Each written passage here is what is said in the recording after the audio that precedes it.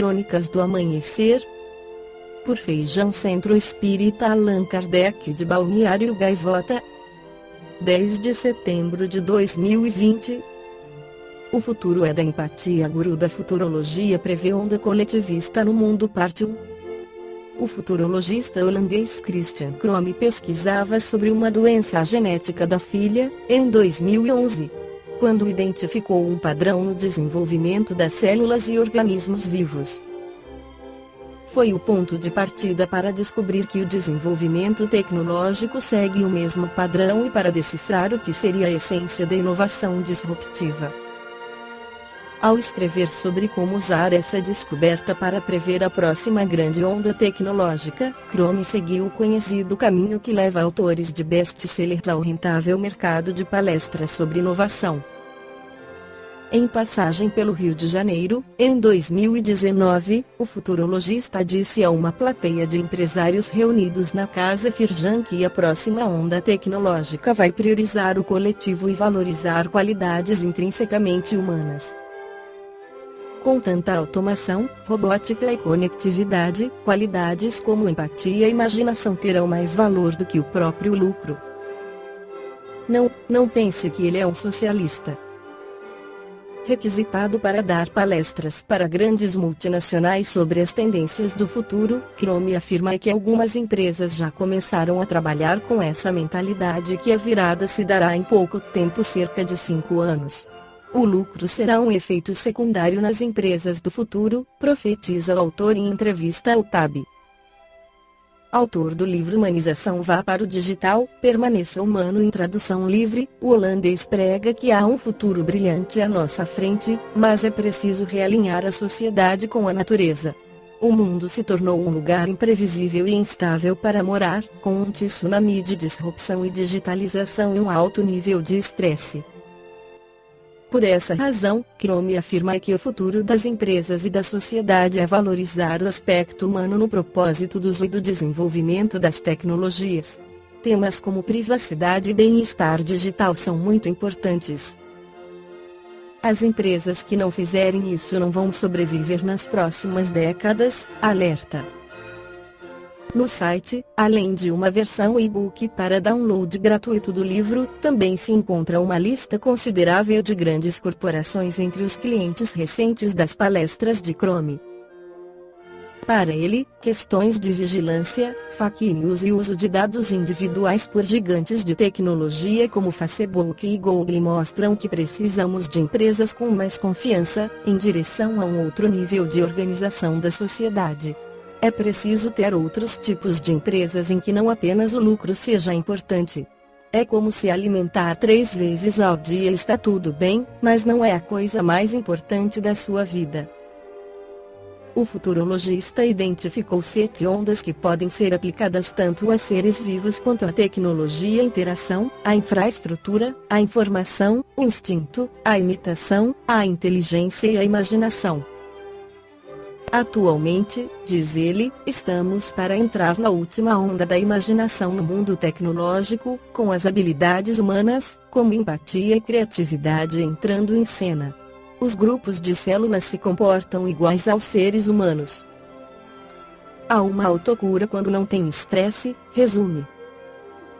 Nesta 7ª onda, segundo Crome, estão em evidência tecnologias de realidade aumentada e uso de imagens holográficas, chegando ao estágio em que a tecnologia será invisível, pois estará integrada ao mundo real. A pergunta que se faz é: o que eu estou fazendo com essa tecnologia? Qual é o propósito? Nós podemos fazer o que quisermos com a tecnologia, mas como seria, como seres humanos? Na próxima onda, as pessoas serão muito importantes, afirma.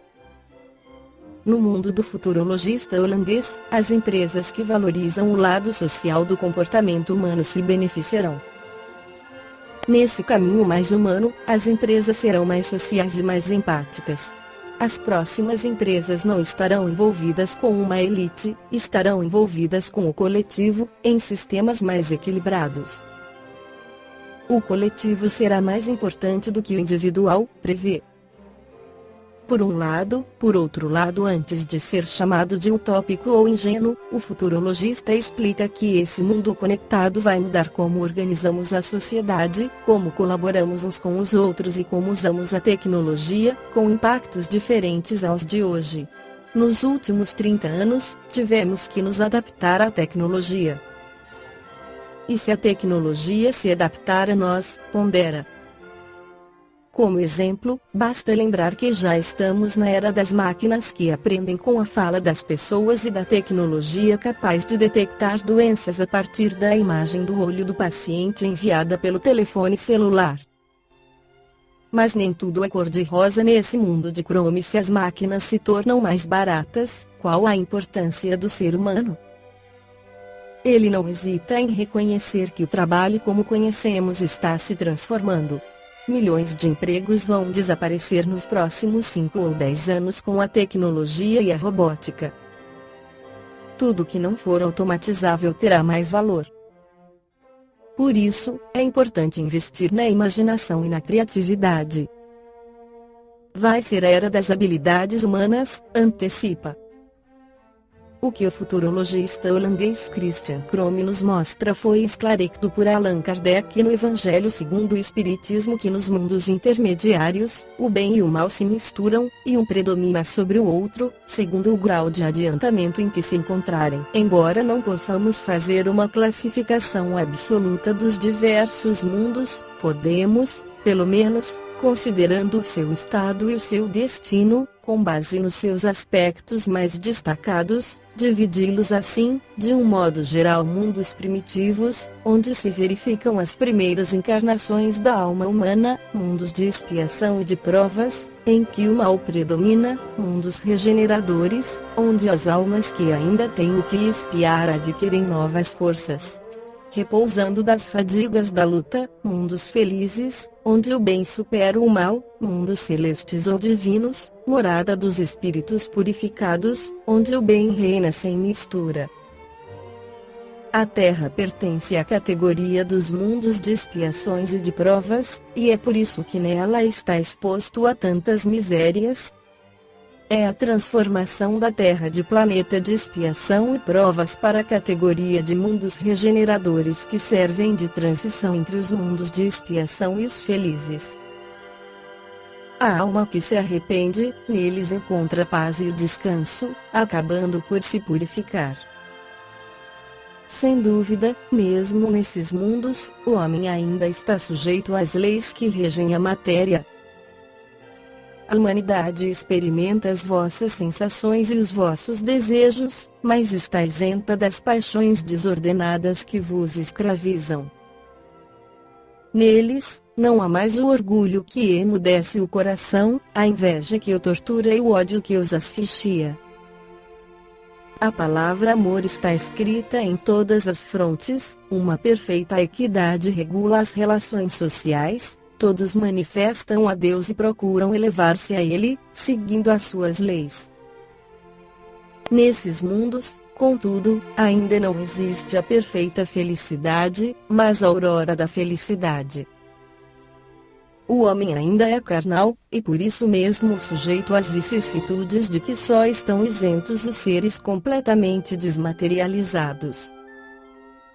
Ainda tem provas a sofrer, mas estas não se revestem das pungentes angústias da expiação.